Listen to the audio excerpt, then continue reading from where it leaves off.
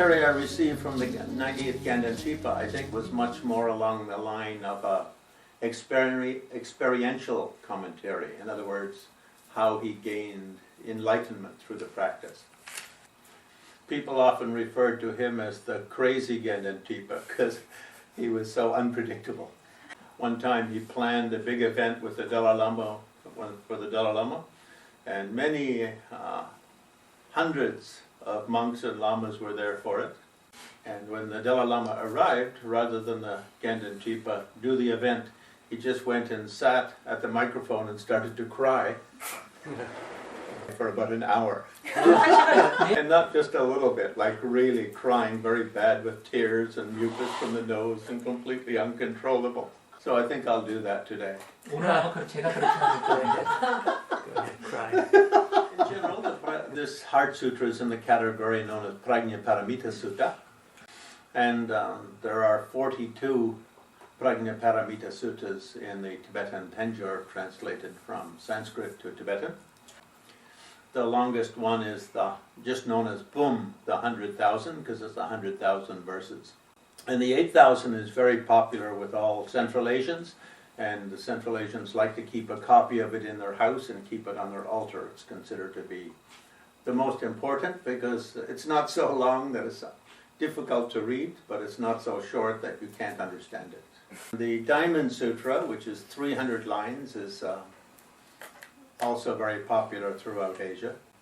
I think for the Chan school in China, that Diamond Sutra became the most important of the Prajnaparamita Sutras because of the sixth patriarch.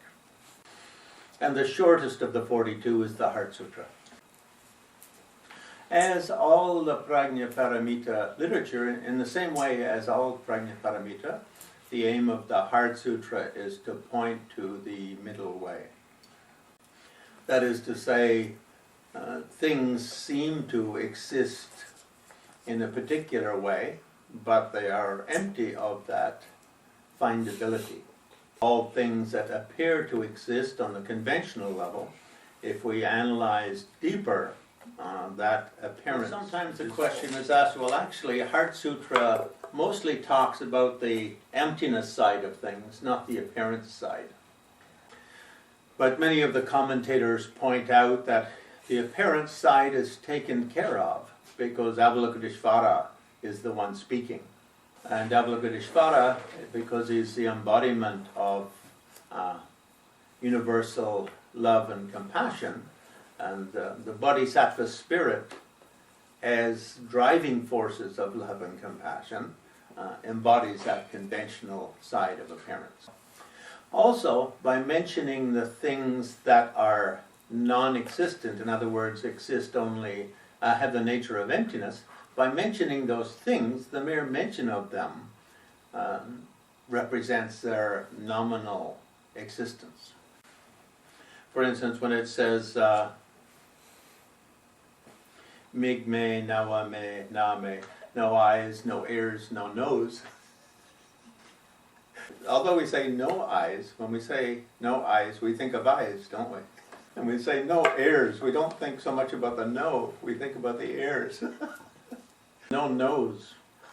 In Korea, I think it's a little bit truer than other countries, because here they do a lot of, what you call it, cosmetic surgery. The name of this sutra, Bhagavati, or Chamdende Ma, which means the Bhagawan literally means a Buddha.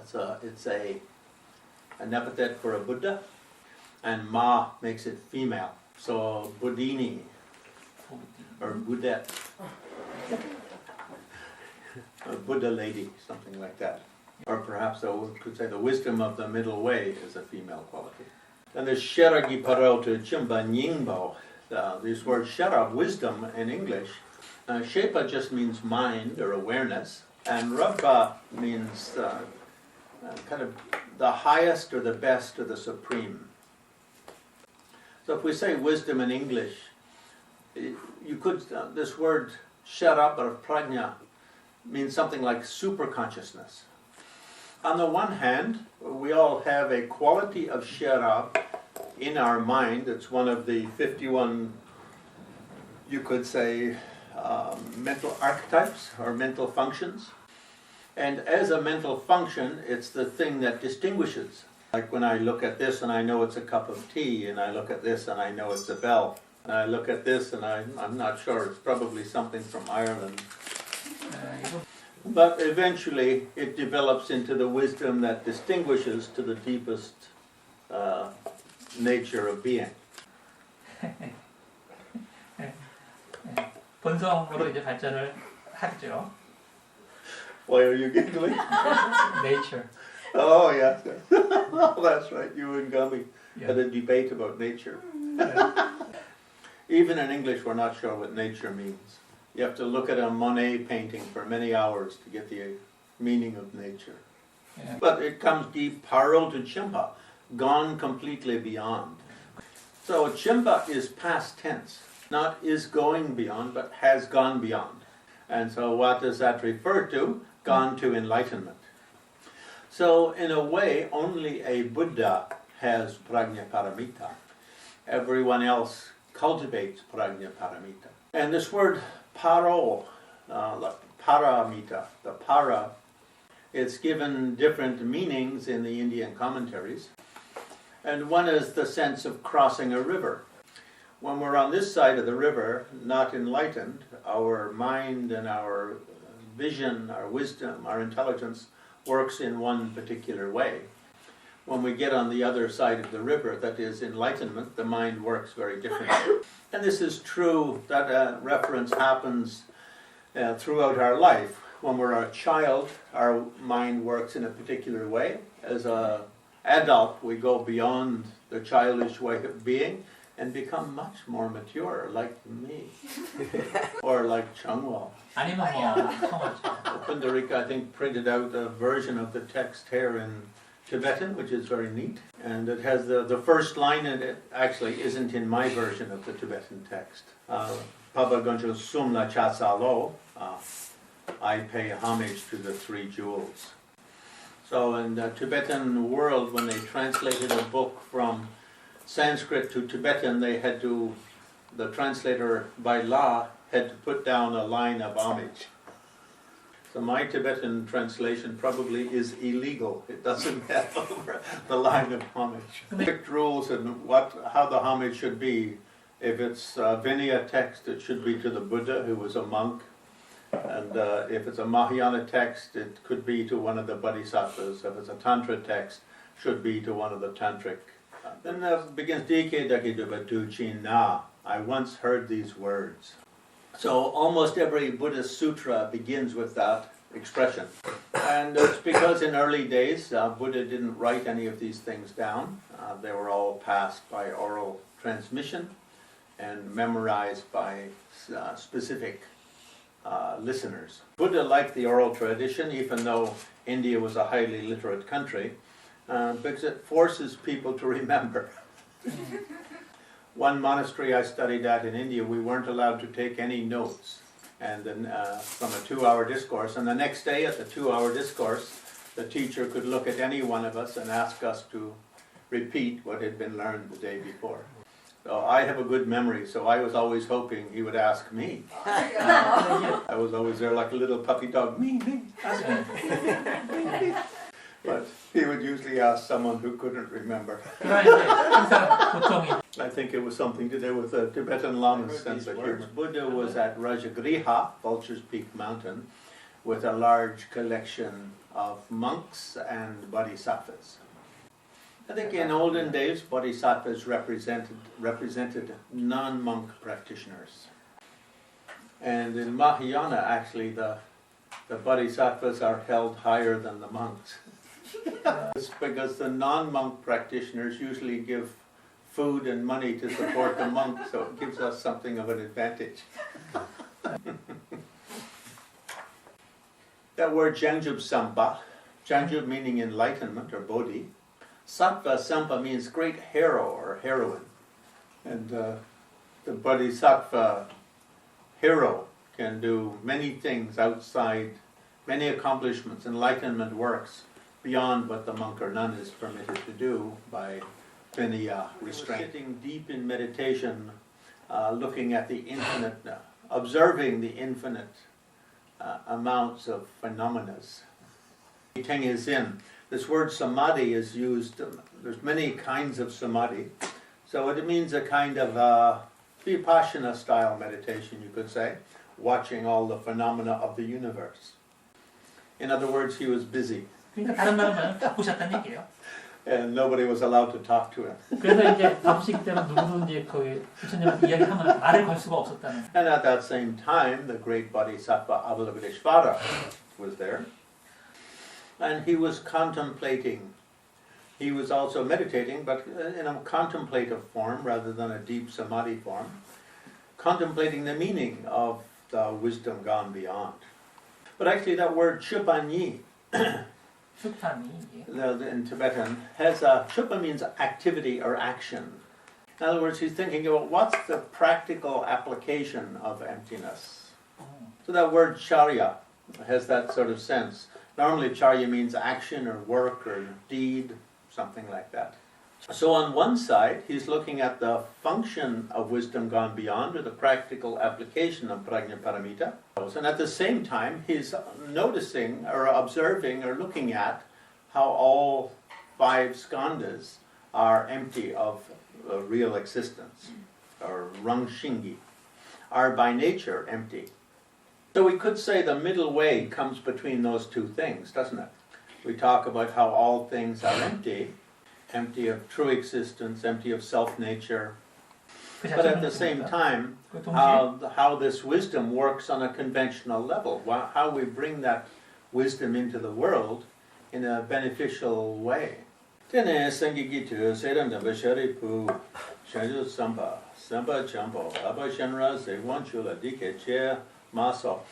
so then one of Buddha's monk disciples, Sariputra, was there. Now Buddha's deep in samadhi, and there's but Avalokiteshvara is there sort of sitting there scratching his head thinking about the middle way.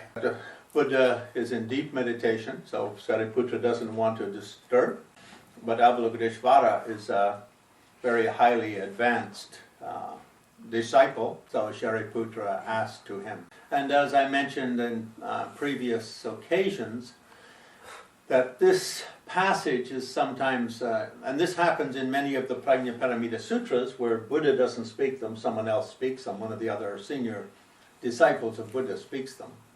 And Buddha gets asked, is that what, him? I don't want him, I want you.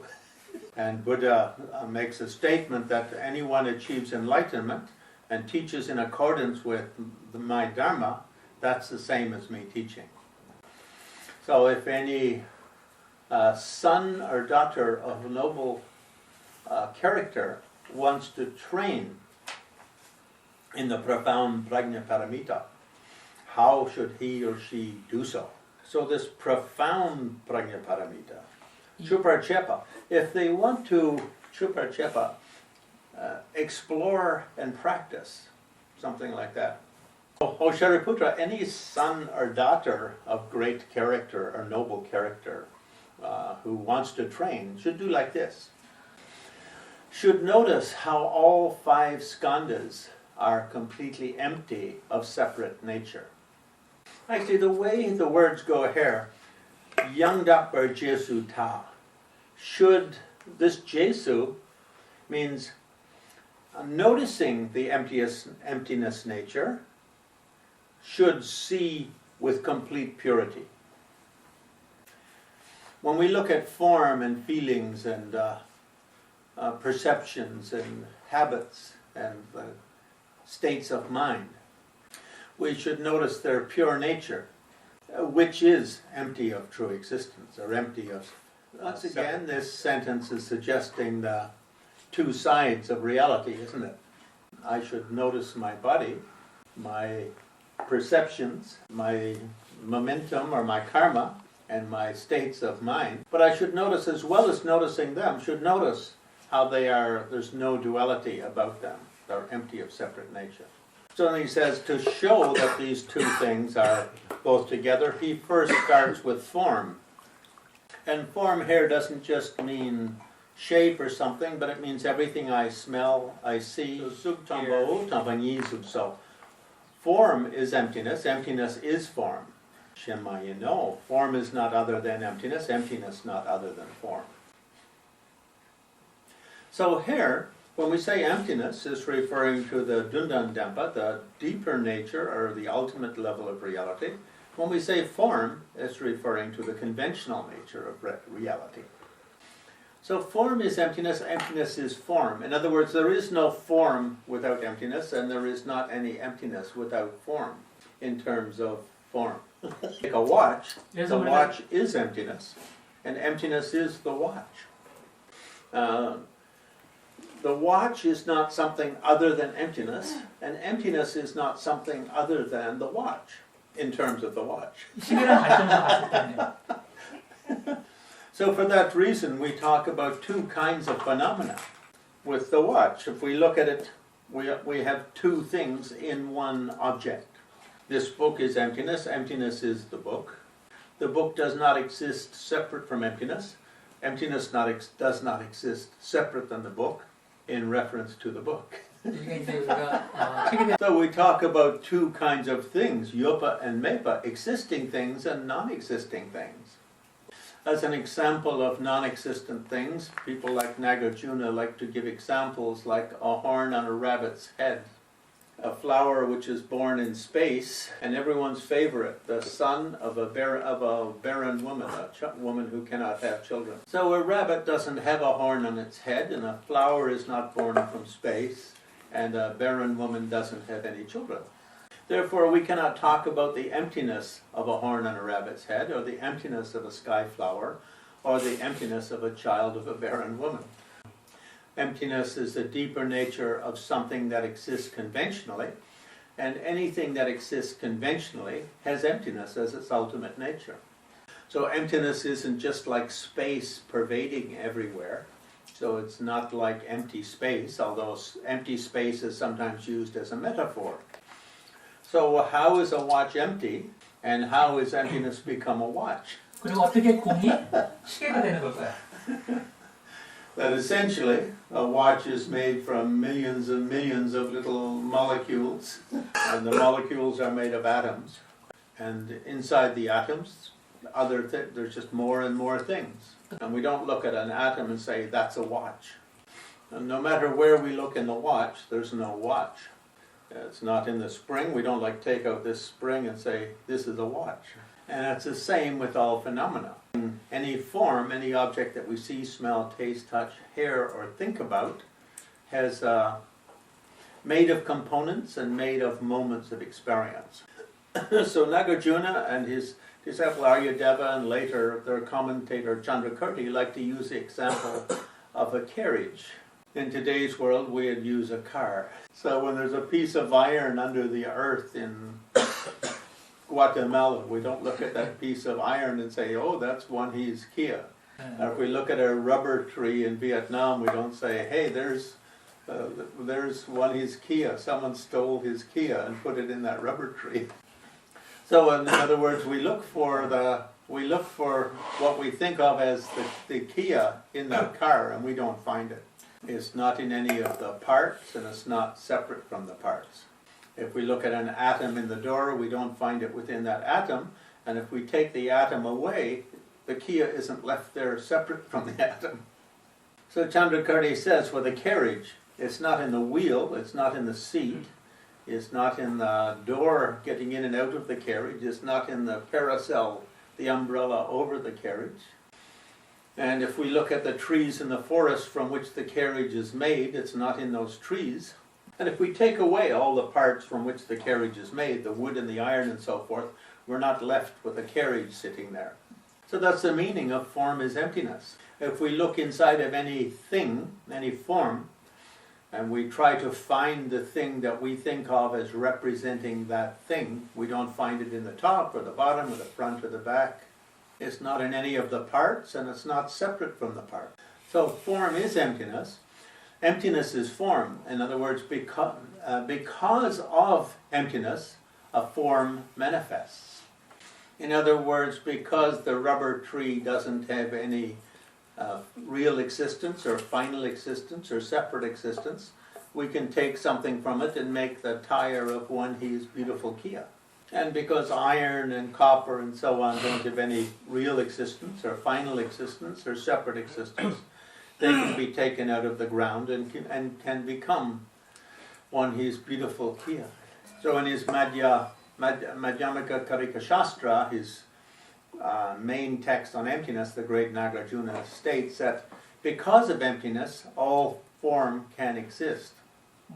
Without emptiness, then things could never become anything. They would exist in separate, disjunct universes. All transformative nature of phenomena would disappear. So that's the meaning of emptiness is form. And the same with feelings and with perceptions and with our predispositions or our personality types and our states of mind. And so from the side of deeper reality, all things are empty of separate nature. From the conventional reality, they rise and fall with particular appearing natures. So feeling, meaning the kind of a response, response tone I have to particular things. I like this, I don't like that, I don't care about that. This obviously has no real existence, because if we dislike something, we would always dislike it, and if we liked something, we would always like it, and if we were indifferent about something, we would always be indifferent about them. And not just me, but all living beings would have that kind of collective experience. Same way, it says, Te Shintu, Sarva Tang, Duche Tang, number Shepa, with all four other skandhas, in other words, skandha feeling and so on. Our feelings are emptiness, and emptiness are our feelings. Feelings are not separate from emptiness, and emptiness is not separate from feelings. And with the third skandha, duce, our recognitions. Maybe you could say here something like beliefs. Our beliefs are empty, and emptiness become our beliefs. And with the skandha of samskara, or volitional formations, habits, momentums, whatever. There's no word in English for that, but again, they are emptiness, and emptiness becomes them. And they are not separate from emptiness not separate from them. And with mind states, our states of mind, these rise and they fall. They come from emptiness, they're connected to emptiness. So emptiness is mind states are emptiness, and emptiness is mind states.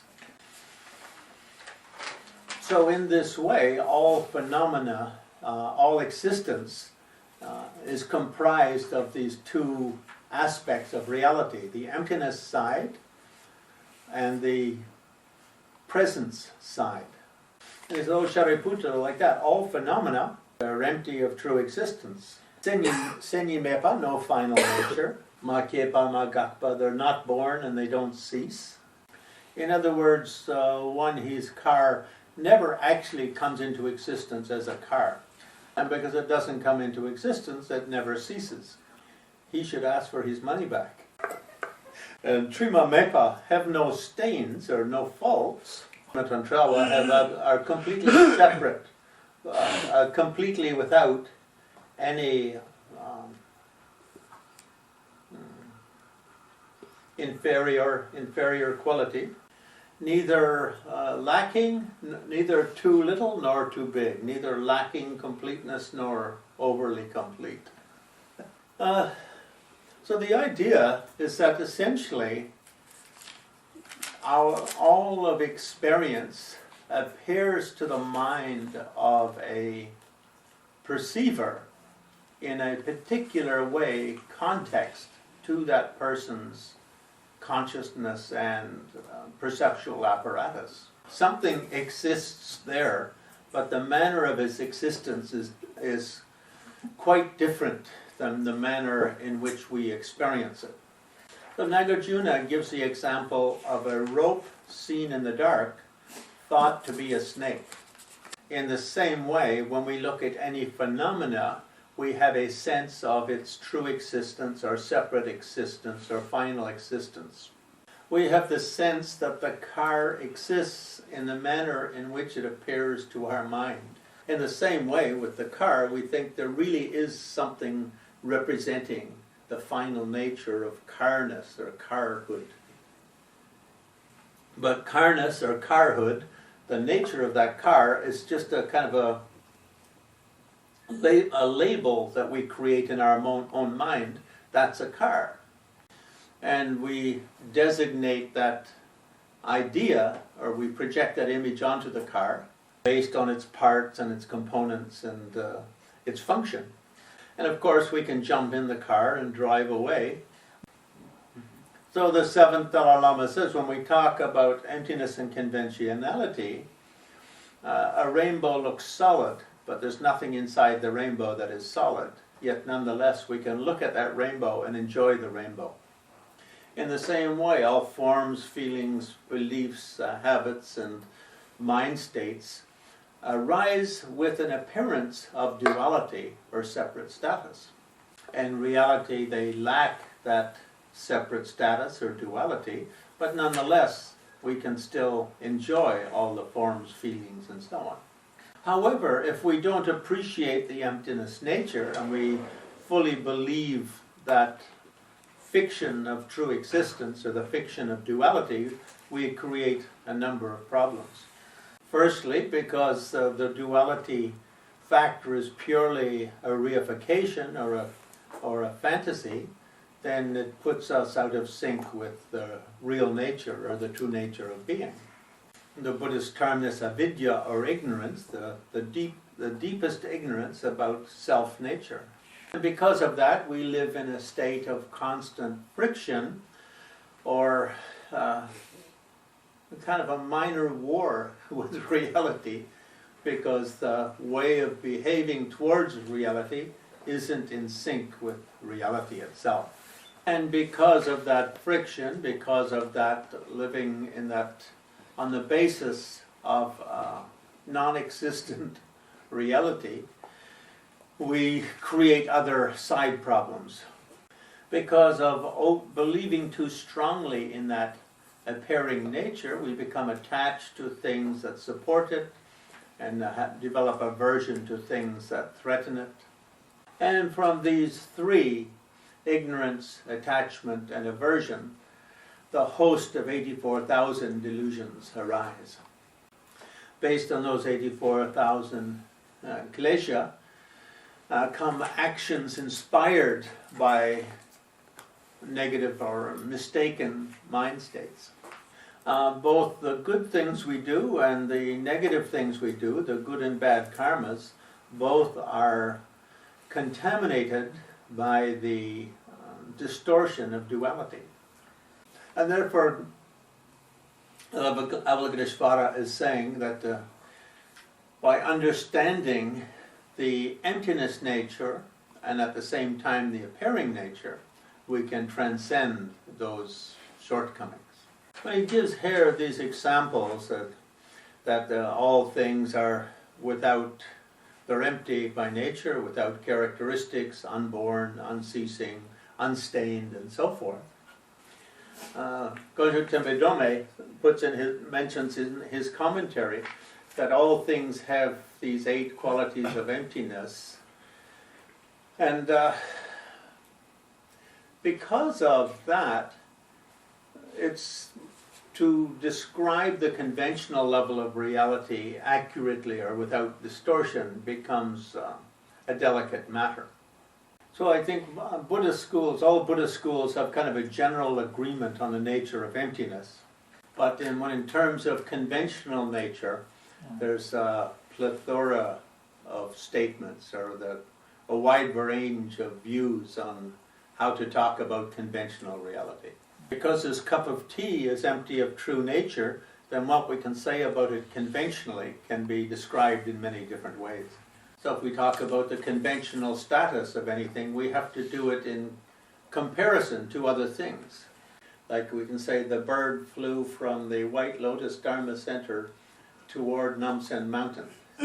But someone looking at that bird from a different part of the city would say something different about its flight. So for that reason, the conventional nature is described in many different ways. So I think we'll take a 10-minute break. People stretch your legs, use the washroom. You're looking Irish green today. Green is my favorite color. You can borrow this hat. Yeah, first give me. So Sariputra, in that way, all phenomena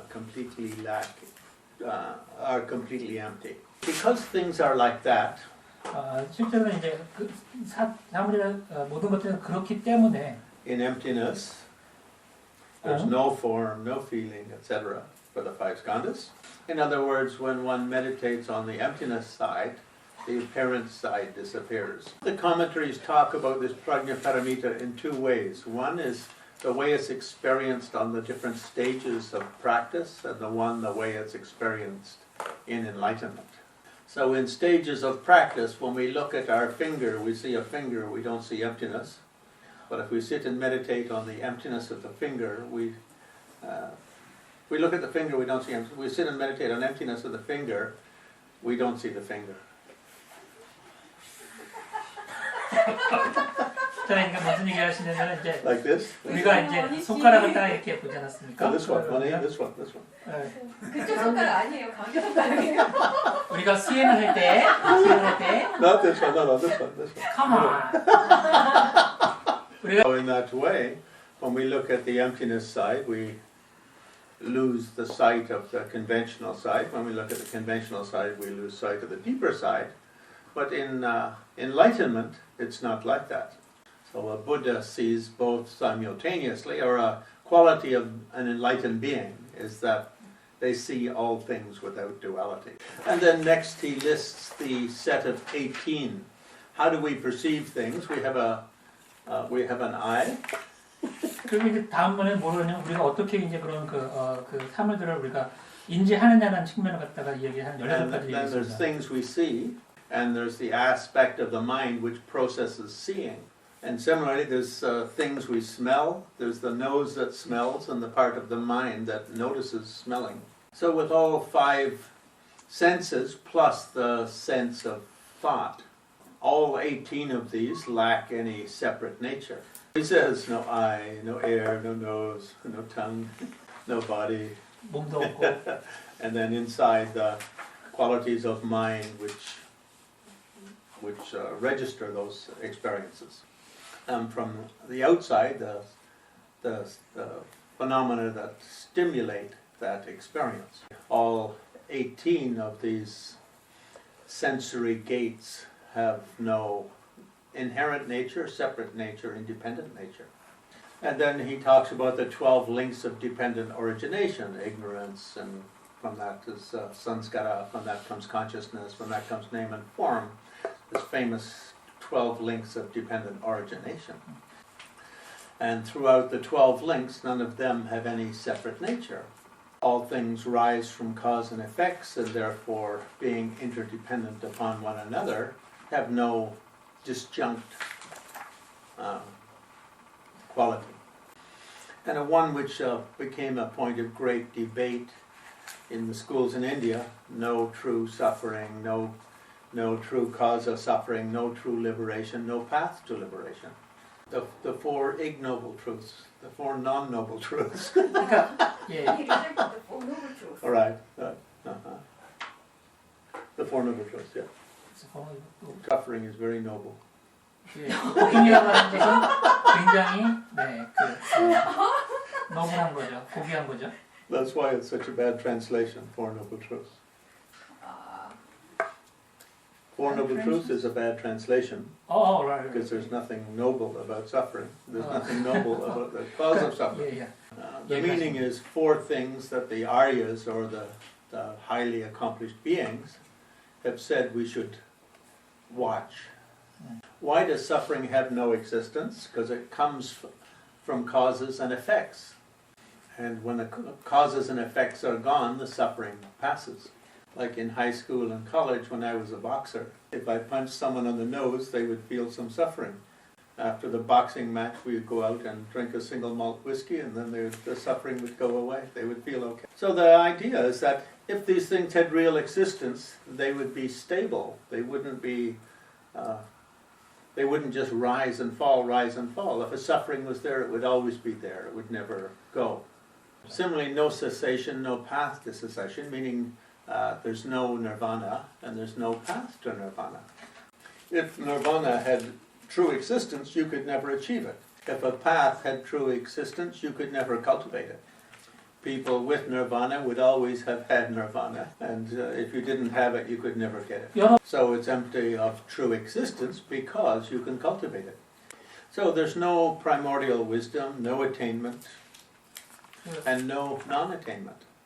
If these things had final existence or separate existence, then we couldn't cultivate them. We couldn't get them if we didn't already have them. Sariputra, because things are like that, oh Sariputra, because things are like that, because the Bodhisattva, Mahasattva, because these great enlightenment heroes understand this state beyond attainment, or because they're beyond the duality of attainment, non-attainment, something like that is the meaning. Therefore they rest with stability and with strength in the wisdom gone beyond. Similar Tripamepes, because their mind is not obscured by duality or by grasping at true existence. And Trapamepa, they're beyond all fear. And Chinchi Lokle Shundadenes, and because they've gone far beyond such duality grasping, therefore they rest or they have achieved or arrived at nirvana. In other words, as long as I think enlightenment is some true existent phenomena which some lucky people somehow got, it makes my enlightenment difficult. And for as long as I don't understand phenomena as interrelated, then there's a trepidation or a hesitancy in everything that I do. In other words, when the mind is unobscured, it means we release this this habit of seeing things as separate, and understand the interconnectedness. When we understand the interconnectedness, we become fearless. Do sum to number sugar singit. Time shake on Sheragi Parodo Chimba Tende, Laname Bayanda Parzope, Shanju to Mukarzopa Sangye sauce. All Buddhas, past, present, and future, Buddhas of the three times, understanding this, become Buddhas.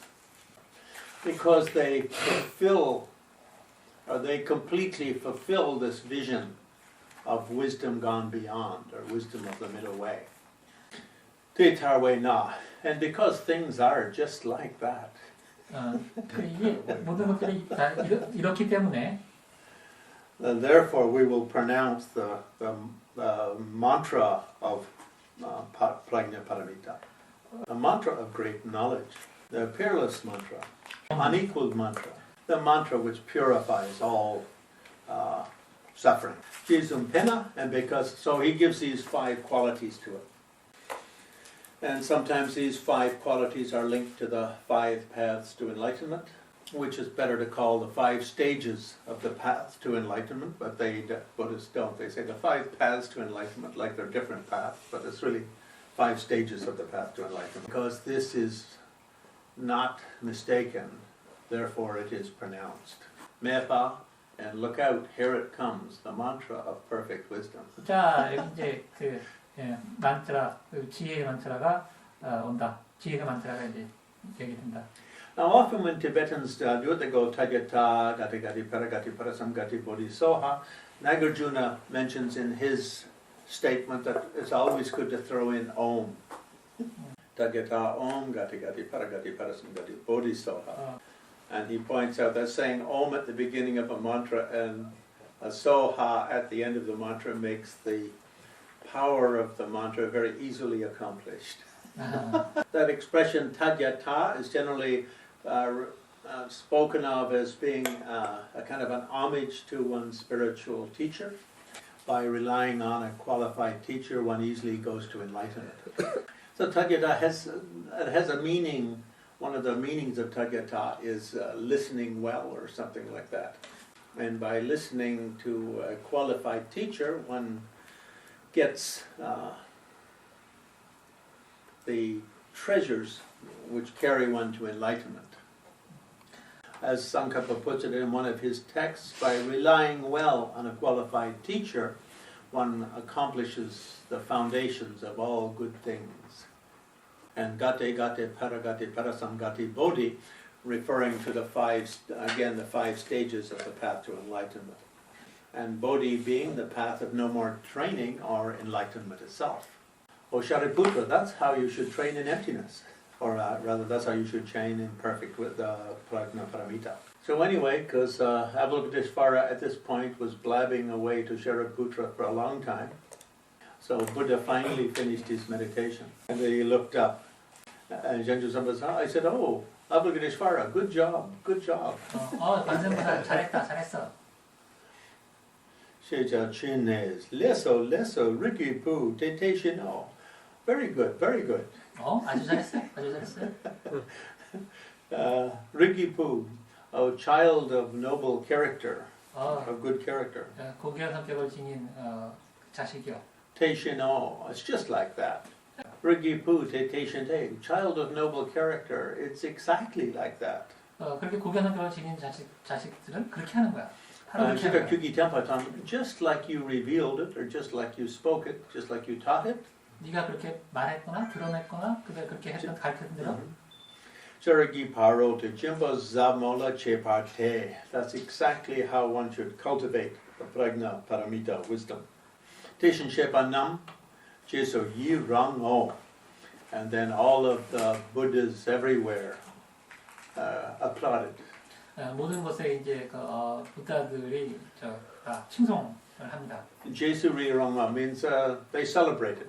축하한다는 얘기. They rejoiced. Something like 기뻐하고요. Shamdendegi, Deke Che, Kalsame, Sayadam Damba, Sherry, Poti Buddha, Judges Samba Champo, Papa Shenra Ziwancho.